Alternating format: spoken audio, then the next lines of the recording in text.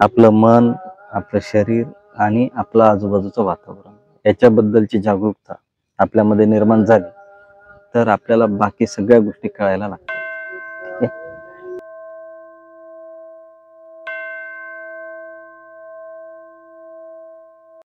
आपण बघा ट्रॅव्हल करत असतो, तर ट्रॅव्हल करत असताना फोर व्हीलर गाडी जर असेल किंवा टू व्हीलर असेल आणि रात्रीच्या अंधारामध्ये आपण प्रवास करतोय, तर रात्री प्रवास करत असताना आपल्याला माहिती आहे काळा कुट्ट अंधार आहे, तरी सुद्धा आपण गाडी चालवतो. का चालवतो?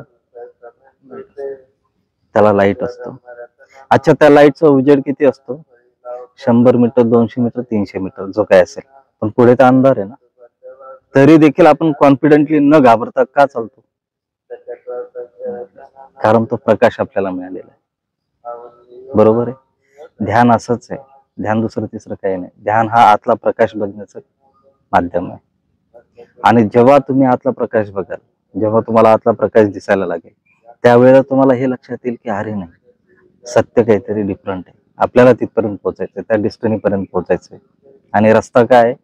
तिथे तुम्हाला पोहोचवणारा रस्ता काय? लाईट आहे. आणि तो लाईट काय आहे? ध्यानाचा प्रकाश, आतला प्रकाश. आणि तो आतला प्रकाश जर जाणायचा असेल तर आपल्याला ध्यानाच्या अनुभवातून म्हणजे ध्यानाच्या गाडीमध्ये बसावं लागेल. ध्यानाच्या गाडीमध्ये बसल्यानंतर तो जो लाईट निर्माण होणार आहे, तो जो प्रकाश निर्माण होणार आहे, तो प्रकाश आपल्याला निश्चितच त्या सत्याच्या डेस्टिनी पर्यंत घेऊन जाणार. ठीक आहे? म्हणून आपल्याला ध्यानाच्या प्रवासातून जायचंय. विपස්සना ही अल्टिमेट मेडिटेशनची टीचिंग बुद्धांनी सांगितलेली आहे. जे अल्टिमेट ध्यान आहे, ते ध्यान कशासाठी शिकवलं गेलेलं आहे? तर आपल्या जीवनामध्ये आपल्याला सर्व जे काही प्रॉब्लेम्स आहेत, समस्या आहेत, त्या आतमध्ये आहेत. आपण त्या बाहेर शोधतोय त्याची उत्तर. त्याची उत्तर कुठे आहेत? मधात आहेत. पण उत्तर बाहेर शोधतोय. मग आपल्याला ती उत्तरं जर आतमध्ये शोधायची असतील तर आपल्याला आतमध्ये जावं लागेल. आणि आतमध्ये जाऊन आपल्याला आपल्या मनाच्या प्रत्येक अवस्थेच्या प्रत्येक स्तरामध्ये आपल्याला संशोधन करावं लागेल, बघावं लागेल. आणि विपස්සना ते काम करतं. विपස්සना काय करतं? See the things as they really are and accept the things as they really are, हे शिकवतं. मग आपल्या जीवनामध्ये घडणारी प्रत्येक गोष्ट आपण जशी तशी बघायला जर शिकलो, आपल्याला दुःख होईल का? बरोबर आहे. पण हे झालं थेरी. आपण ऍक्सेप्ट करतो, अरे हा ठीक आहे, एवढं सिंपल आहे. पण जर तशी घटना घडली तर आपलं मन ऍक्सेप्ट करतं का? लगेच क्रोध निर्माण होतो, लगेच द्वेष निर्माण होतो, लगेच चंचलता निर्माण होते. गोयंका गुरुजींनी भारतामध्ये खूप मोठं रेव्होल्युशन क्रिएट केलं. आणि विपස්සना एकदम हायर मेडिटेशन टेक्निक आहे. मग आपण खरंच डायरेक्ट विपස්සनेला गेलं पाहिजे का? किंवा आपल्या संपर्कातल्या लोकांना डायरेक्ट विपස්සनेला पाठवलं पाहिजे का? तर लक्षात आलं नाही. आपल्याला पहिले बुद्धांनी काय सांगितलं, म्हणजे 3 गोष्टी चेक करायच्या कधी पण स्पिरिच्युअल जर्नीमध्ये, की एखादी गोष्ट करायची तर का करायची, बरोबर आहे ना. दुसरी गोष्ट कशी करायची आणि अशीच का करायची. कुठलाही टीचर किंवा कुठलेही, आता जसं मी शेअर करतोय, I am not a teacher, पण मी शेअर करतोय माझा अनुभव तुमच्यासोबत शेअर करतोय. दिल्याने वाढतं, बरोबर आहे. मला ज्यांनी दिलं त्याच्यामुळे मी इथपर्यंत आलो. जर मी ते सांगितलंच नाही की मला ही गोष्ट मिळालेली आहे आणि याचा मला खूप छान रिझल्ट मिळालेला आहे, तर तुम्ही विचारणार का? नाही विचारणार. तर तुम्हाला माहित झालं की अरे नाही, सर ध्यान करत होते किंवा सरांचा हा प्रवास झालेला आहे, चला 2 गोष्टी गाईडलाईन मिळतील. आणि त्या गाईडलाईन घेऊन तुम्ही तुमचा प्रवास पुढे सुरू करू शकता आणि तुमची जर्नी पुढे जाऊ शकते. तर मनाला डीप ऑपरेशन करण्याच्या आधी आपल्याला मनाला ट्रेंड करणे, मनाला समजणे हे आवश्यक आहे. आणि आपल्याला जो प्रकाश म्हणतो आपण ध्यानाच्या माध्यमातून, जो प्रकाश आहे, जो लाईट आहे, तो लाईट पहिले आपल्या समोर आला पाहिजे.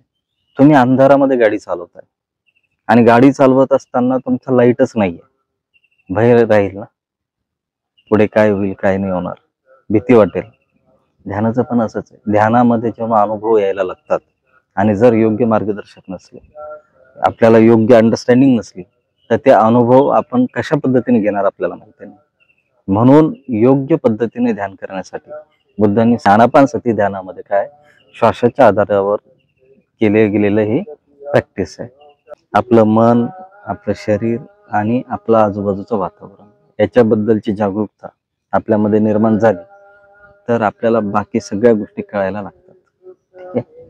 आनापानसती हा शब्द पाली आहे पाली शब्द असल्यामुळे याचा अर्थ जो आहे तो असा होतो, आन म्हणजे श्वास आत घेणे, अपान म्हणजे श्वास बाहेर सोडणे, आणि सती म्हणजे त्याकडे लक्ष केंद्रित करणे किंवा त्याला पाहणे, जागृती ज्याला म्हटलं जातं. तर हा पाली शब्द आहे आणि या पाली शब्दाची फोड ह्या पद्धतीने होते. आनापानसती ध्यानाचे फायदे काय होतात, तर आनापानसती ध्यानाच्या नियमित प्रॅक्टिसमुळे आपलं मन जे ते शांत होतं, स्थिर होतं, चंचलता, भीती, अस्वस्थता दूर होते, प्रसन्न वाटतं, फ्रेश वाटतं. आपण जागृत असल्यामुळे आपल्या आजूबाजूला जे काही घडत आहे, आपली जागृती निर्माण झाल्यानंतर आपल्याला त्या सगळ्या गोष्टी जशा आहे तशा दिसायला लागतात आणि आपण त्या गोष्टींबद्दल भय नाही राहत, आपण त्याला ऍक्सेप्ट करतो जे काही ट्रूथ असेल ते. हे बेसिक बेनिफिट आहे. स्मरणशक्ती वाढल्यामुळे काम कमी कालावधीमध्ये जास्त होतं. बरेच लोक आहेत बघा, तुम्ही अभ्यास करतात, जे स्टुडंट आहेत स्पेशली, खूप वाचतात, खूप रायटिंग करतात, खूप चांगलं त्यांचा स्टडी असतो, ऐन पेपरलाच आठवत नाही. तोच प्रश्न त्याला, अरे यार हा तर पाठ केलेला आहे पण हा अजून मला कसं काय समजत नाही. असं का होतं? कारण त्याची जी जागृती आहे, त्याचं वाचन प्रेझेंट असतं, शरीर पूर्ण फिजिकली 5 तास बसलेले अभ्यास करायला, पण मन 5 तास नाहीये ना, मन 5च मिनिटं होतं. तर 5 मिनिटाचाच अभ्यास लक्षात राहतो. पण आनापानाच्या अभ्यासाने काय होतं स्टुडंट मध्ये, की त्याचं कॉन्सन्ट्रेशन ऑफ माइंड त्याला लक्षात येतं. मन भटकलं तर लगेच वर्तमानात आणतो की माझं मन अभ्यास करताना भटकलंय, त्याला हे कळतं. जो आनापानाची प्रॅक्टिस करतो तो वर्तमानात मनाला घेऊन येतो आणि तो पुन्हा अभ्यासाकडे लक्ष केंद्रित करतो. तर कमी वेळेमध्ये त्याचा जास्त अभ्यास होतो. हा एक सगळ्यात मोठा बेनिफिट आनापानाचा मिळतो. शांत झोप लागते. ठीक आहे, असे बरेचसे बेनिफिट आनापानाचे आहेत. ही सगळी झाली थेअरी. आपण आता प्रॅक्टिसला येऊ. प्रॅक्टिस करत असताना काही इन्स्ट्रक्शन मी तुम्हाला देईल, ते इन्स्ट्रक्शन तुम्ही फॉलो करा. सुत्तामध्ये दिल्यानुसार आनापानसती सुत्त जे आहे, मध्यम निकायामध्ये 118 नंबरचं हे सुत्त आहे. या सुत्तामध्ये बुद्धांनी 4 प्रकारचा श्वास, म्हणजे थोडंसं मी मधला जो डिस्कोर्स आहे तो पूर्ण कट करत आहे, डायरेक्ट आपण प्रॅक्टिसला येतो. 4 प्रकारे आपल्या शरीरामध्ये श्वास येत असतो. एक श्वास असतो जो दीर्घ असतो, है ना.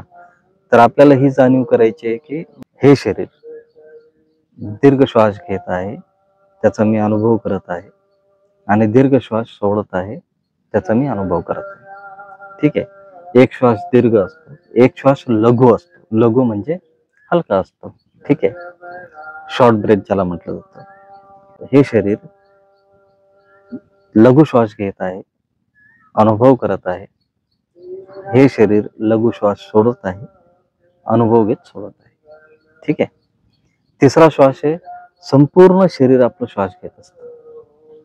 हे संपूर्ण शरीर आपलं श्वास घेत असतं, तो अनुभव आपल्याला मिळतो, तिसऱ्या प्रकारचा श्वास. मग त्यावेळेला हे शरीर संपूर्ण शरीराची जाणीव करत श्वास घेत आहे आणि संपूर्ण शरीराची जाणीव करत हे शरीर श्वास सोडत आहे. आणि चौथा श्वास आहे की आपल्या कायेमध्ये, आपल्या शरीरामध्ये हे श्वास घेत असताना, सोडत असताना काही संस्कार निर्माण होतात किंवा काही अनुभव आपल्याला येतात. तर ते अनुभव देखील आपल्याला पाहायचे. पण आता आज आपल्याला ते सगळं बघायला मिळणार आहे का, माहित नाही. मला पण नाही माहिती, बरोबर आहे. पण मी तुम्हाला ही फक्त गाईडलाईन दिली. ठीक आहे. तर शरीरामध्ये पूर्ण श्वास येत आहे, जात आहे, आणि जे काही शरीरामध्ये संस्कार उत्पन्न होत आहेत त्याचा अनुभव घेत आपण ते पाहत, रिॲक्शन नाही, फक्त पाहणे आपल्याला. ठीक आहे. तर अशा 4 प्रकारे हा श्वास येत असतो आणि जात असतो, याचा आपण अनुभव घेत असतो. हाच अनुभव आपल्याला आता पण घ्यायचा आहे. ठीक आहे.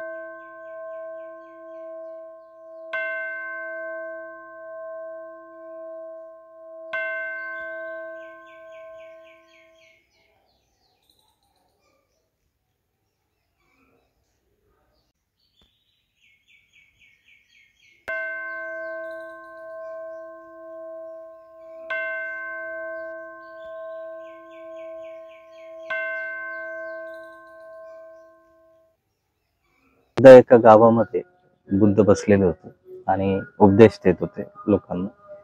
लोकांना उपदेश देत असताना त्याच्यापैकी एक व्यक्तीने बुद्धांना प्रश्न विचारला की, हे तथागत, भय, चिंता, भीती याच्यापासून मुक्त होण्यासाठी काय केलं पाहिजे? तथागत त्याच्याकडे बघतात आणि ते त्याला बोलतात की तुला मी उत्तर निश्चित देईल, पण उद्या सकाळी तू या गावाच्या बाजूला जी नदी आहे त्या नदीजवळ ये.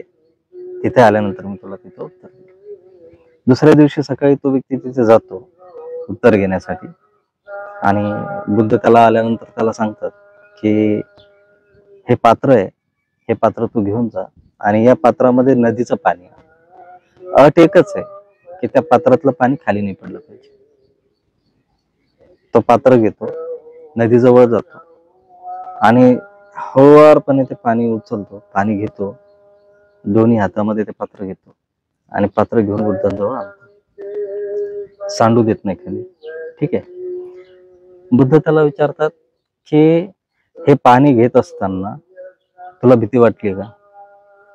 तुझ्यामध्ये चिंता, अस्वस्थता निर्माण झाली का? तो म्हटला नाही. म्हणे का? तर माझं संपूर्ण लक्ष ते पात्रातलं पाणी घेण्याकडे. बरोबर आहे. तुम्ही दिलेलं सांगितलेलं काम त्याच्याकडेच माझं संपूर्ण लक्ष होतं आणि हे मला करायचंय. त्याच्यासाठी मी ते घेतलं आणि ते घेऊन तुमच्यापर्यंत आलो. बुद्ध तिथं तेच म्हणतात की जेव्हा आपण जीवनामध्ये ज्या गोष्टीकडे लक्ष देतो ती गोष्ट आपल्या जीवनामध्ये वाढत जाते. माझ्या मनामध्ये भीती, चिंता, अस्वस्थता ही आहे का? तर आहेच. ते मनाचा एक स्वभाव आहे, ते निर्माणच होणार आहे. पण तुम्ही जर त्याच्याकडे लक्ष दिलं तर तेच वाढेल. तुम्ही त्याच्याकडे दुर्लक्ष केलं आणि सकारात्मक गोष्टीकडे तुमचं चित्त जर नेलं, म्हणजे बुद्धांनी त्याला काम दिलं एका दृष्टीने की जा आणि पाणी घेऊन. मनाला काम दिलं त्याला, म्हणजे मनाला काम दिलं. मनाने ते काम जागृत पूर्ण अवस्थेत केलं. तेवढ्या क्षणासाठी का होईना तो व्यक्ती जागृत होता, शांत होता, स्थिर होता. बरोबर आहे. ध्यान हीच एक प्रक्रिया आहे. आपण काय करणार आहोत? आपल्या मनाला समजण्यासाठी काम करणार आहोत.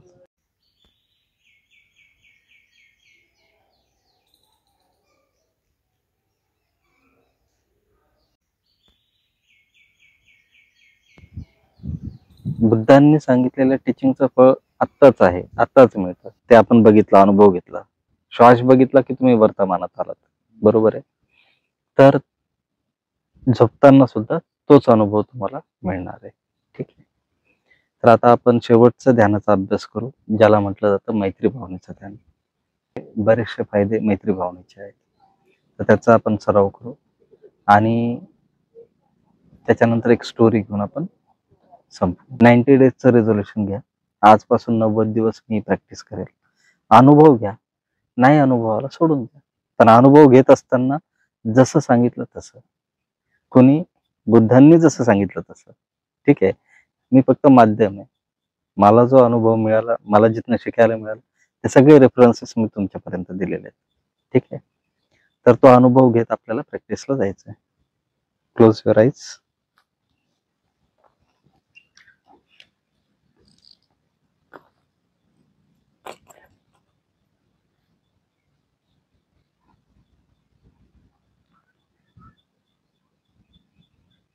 दोन तीन दीर्घ श्वास घ्या. हळूवारपणे सोडा.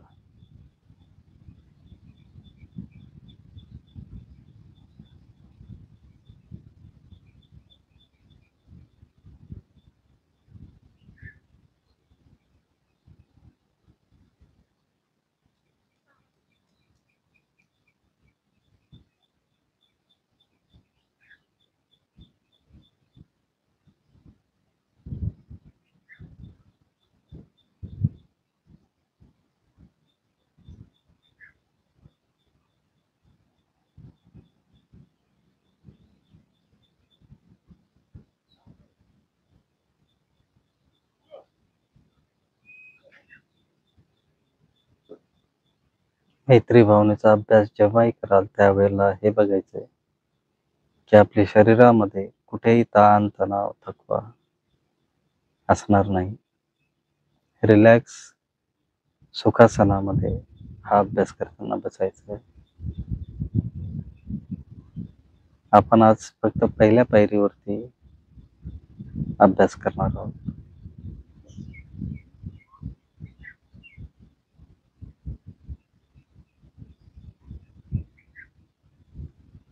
श्वासात जातो, बाहेर येतो. याकडे लक्ष देत श्वासाची, शरीराची, मनाची जाणीव ठेवत मला शांतता प्राप्त हो. फक्त ही एक लाईन, ही एक भावना 5 मिनिटासाठी आपण करणार आहोत.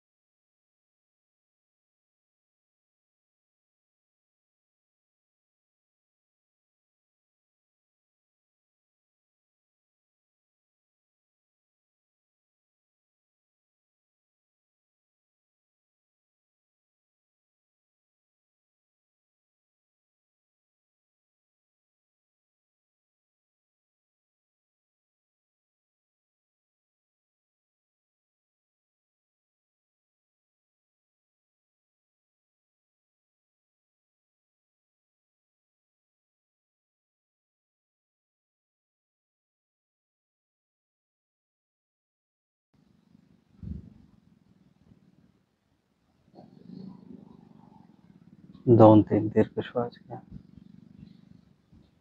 संपूर्ण शरीराची जाणीव घेत श्वास घेऊन संपूर्ण शरीराची जाणीव घेत श्वास सोडायचा आहे.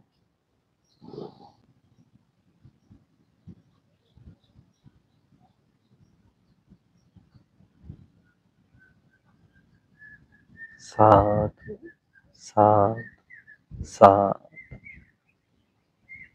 हळूवारपणे डोळे रिलॅक्स.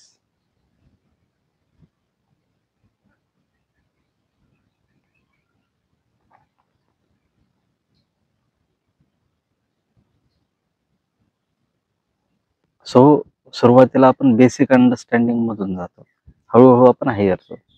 ठीक आहे. शेवटची एक स्टोरी घेऊ आणि थांबू. तर ही स्पेशली तुमच्यासाठी आहे, दोघांसाठी पण आहे. एकदा स्वामी विवेकानंद जे आहेत ते ट्रॅव्हल करत असतात आणि त्या काळामध्ये एका गावात त्यांना जायचं असतं. त्या गावात जाण्यासाठी त्यांना नदी पार करूनच जावं लागणार होतं. तर एका नावड्याला ते बोलवतात आणि त्याला सांगतात की मला त्या गावामध्ये सोडून दे.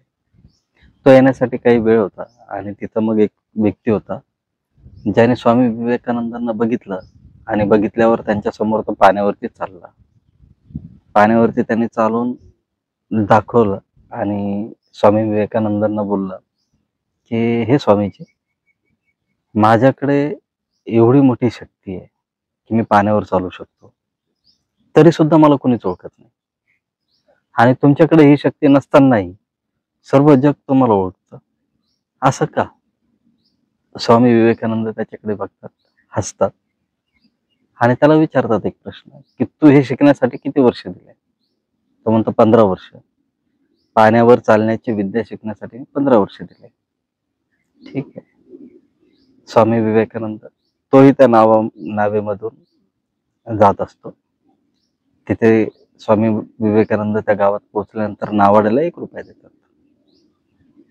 हाही उतरतो, स्वामीजी पण उतरतात आणि मग स्वामीजी त्याला म्हणतात की तू 15 वर्ष व्यर्थ घातलेस. जे काम 1 रुपयाचं होतं त्याच्यासाठी 15 वर्ष घातलीस. पाण्यातून चालत येण्यासाठी 15 वर्ष घालण्यापेक्षा नावडी आहे त्याला 1 रुपया दिला, तू या गावात येऊ शकत. तुझी जी काही सकारात्मक ऊर्जा होती ती जर काही योग्य दिशेला तू लावली असती तर तू काहीतरी वेगळा असतास. तर आपल्याला हे कळणं गरजेचं आहे की आपल्याला आपली ऊर्जा लावायची कुठे. जगामध्ये भरपूर आता आपण अशा युगामध्ये जन्म घेतलेला आहे जे इन्फॉर्मेशन टेक्नॉलॉजीचं युग आहे. आणि या युगामध्ये तुम्ही सोशल मीडिया ओपन केला की कुठेही गेला तर प्रत्येक जण तुम्हाला टीचर दिसेल. परत रिपीट करतो, I am not a teacher, I am just a friend. आणि मी तुम्हाला फक्त शेअर करतोय माझा प्रवास. That's it. कदाचित या शेअरिंग मध्ये तुम्हाला बेनिफिट होऊ शकतो आणि तुम्हाला तुमचा जर्नी मिळू शकतो. एक चांगला हेतू ठेवून हे काम मी सुरू केलेलं आहे. तर जे काही सोशल मीडियावरती आपण ऐकतो, बघतो, हे बघत असताना 3 प्रश्न स्वतःला विचारायचे. जे काही मी बघितलेलं आहे, हे ऐकण्याची आवश्यकता होती का? बरोबर आहे. हे सत्य आहे का? चेक करायचं आणि फॉलो केलं पाहिजे का? याचा मला काय लाभ होणार आहे? बरोबर आहे. जर लाभ होणार असेल, कोणता लाभ? की आपलं मन वर्तमानात येणारं जर असेल, तर ती टीचिंग आपल्या कामाची आहे. जो व्यक्ती वर्तमानात आला तोच व्यक्ती यशस्वी झाला. जो व्यक्ती भूतकाळात राहिला तो दुःखाकडे गेला. जो भविष्यात गेला तोही दुःखात राहिला. याचा अर्थ असा नाही की गोल्स ठेवू नका. गोल तेव्हाच सक्सेसफुल होऊ शकतात जेव्हा वर्तमानामध्ये आपण काम केलं तर. मी गोल डिसाईड केला, पण त्या गोल फक्त गोलला बघतच बसलो, त्याच्यावर चाललोच नाही, होईल का अचिव्हमेंट? बिलकुल नाही होणार. सोशल मीडियाच्या टीचर पासून दूर राहा. किती भारी इन्फ्लुएन्सर असला तरी दूर राहा. अशाच लोकांना ऐका जे लोक ऑलरेडी तिथं पोहोचलेले आहेत. बरोबर आहे.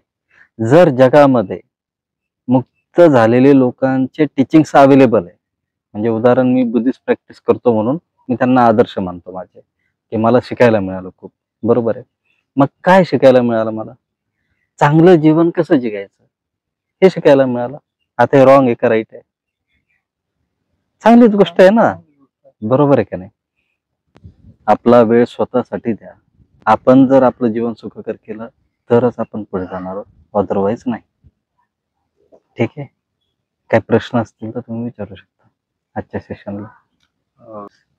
माझं नाव ऋतुराज काळे आहे.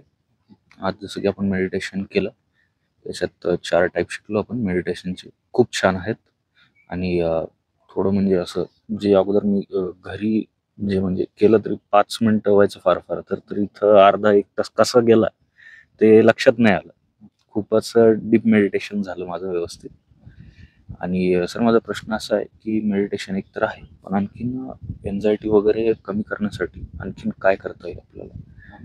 मला एन्झायटीचा थोडा इश्यू आहे, तर त्याच्यासाठी आणखीन काय करता येईल? छान प्रश्न आहे तुमचा. एन्झायटी येते म्हणजे काय होतं नेमकं? एन्झायटी येते म्हणजे एखाद्या गोष्टी अचानक दचकणं आणि त्या गोष्टीची भीती वाटणं. अर्थात ते असतं काहीच नाही, पण दचकणं किंवा नॉर्मल बसलेलो आहे पण अचानकच कुठल्या तरी एखाद्या गोष्टीची भीती वाटते. राईट. तर हे का होतं माहितीये का? कारण फिअर ऑफ लॉस. आपल्याला असं वाटतं की माझ्या जीवनामध्ये ही गोष्ट जर लॉस झाली तर हे माझ्यासाठी घातक राहील. बरोबर आहे. म्हणून मी सुरुवातीला जी बुद्धांची स्टोरी सांगितली आहे ना, तो व्यक्ती नदीच्या पात्रातून पाणी घेऊन ये. बरोबर आहे. तर एन्झायटी पासून जर दूर राहायचं असेल तर ही स्टोरी सारखं तुम्हाला काम करावं लागेल. तुम्हाला तुमच्या मनाला सकारात्मक गोष्टीकडे न्यावं लागेल. बरोबर आहे. जेव्हाही तुम्हाला असं फील होईल त्यावेळेला तुम्ही तुमचं माइंड डायव्हर्ट करा इमिजिएटली. आता इट टेक सम टाइम, लगेच नाही होणार. बरोबर. आणि तुमच्या मनाला कुठं न्या? वर्तमानामध्ये आणा, श्वासाकडे बघा आणि लगेच मित्र चालू करा. जे मैत्री भावनेची पहिली पायरी आपण घेतली, फर्स्ट स्टेप. मला शांतता प्राप्त हो. मला पण असं कधी फील झालं की बाबा मला बरोबर वाटत नाही, अनइझी वाटत आहे, थोडंसं अस्वस्थ वाटत आहे. मी डोळे बंद करतो, पहिले वर्तमानात येतो. सगळ्यात पहिलं वर्तमानात यायचं. श्वास बघितला की तुम्ही वर्तमानात येणार. ऑब्झर्व करून बघा, तुम्ही अनुभवातून जा. मी म्हणतो म्हणून विश्वास ठेवू नका. ठीक आहे. तुम्ही श्वास बघा, तुम्हाला वर्तमानात आल्याचा अनुभव लगेच मिळेल. जसा हा अनुभव आला तसंही स्वतःसाठी माहिती करा की माझ्या आयुष्यातील सर्व दुःख, भीती, चिंता, राग, मोह दूर झालेले आहेत. मला शांतता प्राप्त झाली. मी सुखी, समाधानी, आनंदी जीवन जगत आहे. अफर्मेशन कसे घ्यायचे? आहे. बरोबर आहे. म्हणजे आपल्याला ते मिळवायचं आहे, मिळालेलं आहे. हा अनुभव आपल्याला घ्यायचा आहे. हे करून बघा. याच्यातून तुम्हाला निश्चितच रिझल्ट मिळतील. इतरही काही टेक्निक आहे ज्या हिलिंगच्या टेक्निक वगैरेच्या वापरल्या जातात, सध्या मी ते सजेस्ट करणार नाहीत, कारण मला नाही वाटत की त्याची तुम्हाला आवश्यकता आहे. कारण या 2 तासामध्ये जे काही मी तुम्हाला ऑब्झर्व केलं, याच्यामध्ये मला नाही वाटत की तुम्ही तिकडे गेला पाहिजे. तुम्ही आनापाना आणि मैत्रीची जर प्रॅक्टिस केली, रेग्युलर टचमध्ये राहिला, तर तुम्ही ह्या सगळ्या प्रश्नांची उत्तरं तुम्हाला भेटायला लागतील. वॉकिंग मेडिटेशन चालू करा. असं जर झालं तर तुम्हाला जेव्हाही असं फील होईल की यार अनइझी वाटत आहे, ब्रिदिंग कॉन्सन्ट्रेशन करा आणि प्रयत्नपूर्वक वॉक करा, नॅचरल नका करू. ठीक आहे. जेव्हाही आपल्याला अनइझी वाटेल तेव्हा प्रयत्नपूर्वकच वॉक करायचा, कारण प्रयत्नपूर्वक वॉकमध्ये आपण आविर राहतो. अशा वॉकमध्ये आपण आविर नाही राहत, किती जरी सांगितलं तरी. इट टेक सम टाईम, म्हणजे आपल्याला ती प्रॅक्टिस व्हायला वेळ लागेल आणखी, पण प्रयत्नपूर्वक वॉक करा, त्याचा बेनिफिट मिळेल. झोपताना कंपल्सरी मैत्री करा. झोपताना मला शांतता प्राप्त हो असं म्हणतच झोपायचं. 5 मिनिटं बेडवरती गेल्यानंतर डोळे बंद करून आनापान करा, मग लाईन डाऊन केल्यानंतर मग मेत्ताची प्रॅक्टिस करत झोपा. ठीक आहे. आज पहिले आल्यापासूनच एक वेगळं फील घ्यायसाठी तर तो होताच, कारण की भरपूर दिवसानं येण्याचं हे चालू होतं. आणि दुसरी गोष्ट, आल्यावर तुम्ही जे पहिल्यापासून चांगलं आनापासून चालू झालं आपलं, त्यातच एक असं जाणवलं की बा आपण आहे सध्याच्या त्या आपलं मन स्थिर नाही, त्याला आपण काबू आणू पण शकत नाही. आपण स्वतःच्या श्वासावर नियंत्रण ठेवून आपण त्याला कसं, स्वतःच्या नियंत्रण तर म्हणताच येणार नाही, पण त्याला आपण काबू करू शकतो. त्यासाठीचे जे 2 ध्यान होते, त्यामुळं बरं असं वाटलं की आपण करू शकतो त्या गोष्टी. आणि प्रश्न हाच होता, तो सॉल्व्ह झाला पहिले, की बुवा कुशल मन असून सुद्धा माणसाला दुःख का भोगावं लागतं. बस तो एक प्रश्न सतत भेटत होतो. जो प्रश्न आहे त्याचं आणखी एक उत्तर आहे. म्हणजे बरेचदा आपण खूप चांगले कर्म करूनही आपल्या वाट्याला दुःखच काय येतं. 2 स्टोरीज तर आपण ऐकल्या, बरोबर आहे. पण आता एक खूप इम्पॉर्टंट जे ट्रूथ आहे ते तुमच्यासोबत शेअर करतो. आपले कर्म असतात, एक असतं वर्तमान कर्म, एक असतं पास्ट मध्ये झालेलं कर्म, आणि या प्रत्येक कर्माचा एक परिणाम असतो. तो परिणाम देर सवेर अपने जीवन में आना शुरू होता है, वो कब आएगा हमको नहीं मालूम. तर जेव्हाही अशा काही गोष्टी घडतात, त्यावेळेला आपले कुशल कर्म करायचे थांबवायचे नाही, कारण ते वर्तमान कर्म आहे. पास्ट मध्ये काही कर्म झालेले आहेत आपले, त्या कर्माचे परिणाम कुशल कर्म सुरू असताना देखील येऊ शकतात. त्याला एक्सेप्ट करायचं, त्याला नाकारायचं नाही, त्याला एक्सेप्ट करायचं की हा ठीक आहे, कुछ होगा शायद उसकी वजह से. पण ऍक्सेप्ट करून नाही थांबायचं, त्याचं कारण पण शोधायचं. तुम्ही ऍक्सेप्ट करून थांबलात, ओके, पण त्याचं कारण पण शोधलं पाहिजे की यार हे का झालं असेल. जर वर्तमान कर्मामुळे झालं असेल कोणत्या तरी, जे तुमच्या लक्षात आहे, तर ते कर्म पुन्हा रिपीट नाही होत द्यायचं. पास्ट मधले झालं असेल तर तो फाइंड आउट होत असलं तर ओके, नसेल होत तर ऍक्सेप्ट इट, लिव्ह इट. ते ऑटोमॅटिकली ते काय होईल, दूर होईल. आणखी सुंदर उदाहरण, जंगलामध्ये एवढी झाड आहेत, इथे बाबळीचं पण झाड आहे, बरोबर आहे. आता हे झाडं कशावरती जगतात, निसर्गाच्या पाण्यावरती, पावसाच्या पाण्यावरती. आपण आपल्या घरामध्ये बाबळीचं झाड लावतो का? आपण कोणतं झाड लावतो, ज्या झाडाचं फळं आहेत चांगली आहेत, बरोबर आहे, फुलांची झाडं आहेत, अशी झाडं आपण आपल्या घरामध्ये लावतो, काट्याचं झाड लावत. तसंच आहे, आपल्या चित्ताला, आपल्या मनाला आपल्याला कोणत्या झाडाच्या बीजाला पाणी द्यायचंय ते आपल्याला ठरवावं लागेल. आणि ते ठरवलं, ते जर ठरवता आलं तर ऑटोमॅटिकली आपल्याला कुशल अकुशल चित्त कर्म याची संकल्पना लक्षात यायला लागेल. ठीक आहे, मला वाटतं आजच्यासाठी इनफ आहे. 9चं सेशन आपलं 9:30 पर्यंत गेलं, म्हणजे 2 तास बरोबर झाले. 7ला आपण सुरुवात केली होती, आज उशिरा सुरुवात केली, 2 तास. आणि खूप छान वाटलं मला पण की आपण तिघच होतो आज, आणि तिघांच्या सोबतचा जो सेशनचा अनुभव होता तोही छान होता. प्रयत्न करा, हा जर्नी सेल्फ आहे. जेव्हा जेव्हाही तुम्हाला संधी मिळेल तुमच्या एरियामध्ये तुम्ही कनेक्ट व्हा, ध्यानाची प्रॅक्टिस करा. या ध्यानाच्या अभ्यासातून पुढचा टार्गेट आपला हा असेल, म्हणजे पुढचा उद्देश तुमचा हा असला पाहिजे की 10 दिवसीय विपස්සना कोर्सला जाता येईल. 10 दिवशी विपස්සना कोर्सला जाण्याच्या पूर्वी आनापानाची प्रॅक्टिस चांगली असणं गरजेचं आहे. कारण तुमची आनापानाची प्रॅक्टिस जर चांगली असेल तर जसं मी प्रवासात जाताना लाईटचं उदाहरण दिलं गाडीचं, तेच उदाहरण तुमच्याकडे प्रकाश असेल आणि तेव्हा तुम्ही विपස්සनाला गेलात तर तुम्हाला खूप चांगला बेनिफिट तिथून मिळू शकतो, अनुभव मिळू शकतो. ठीक आहे, त्यासाठी तुम्ही जा. खूप वेगवेगळे चांगले लोक काम करतायत, त्यांच्या संपर्कात राहा, सेल्फ प्रॅक्टिसला जा, पुस्तक वाचा. ही अशी पुस्तकं मोबाईलचे PDF ऑप्शन नसेल तेव्हा वाचा, परंतु बुक्स हातात घ्या, बुक्स वाचत राहा, बुक्सचं कलेक्शन ठेवा. आणि दुसरं, तुम्ही तुमच्या संपर्कातले ज्यांना आवश्यकता वाटते त्यांना तुम्ही इंट्रोड्यूस करा.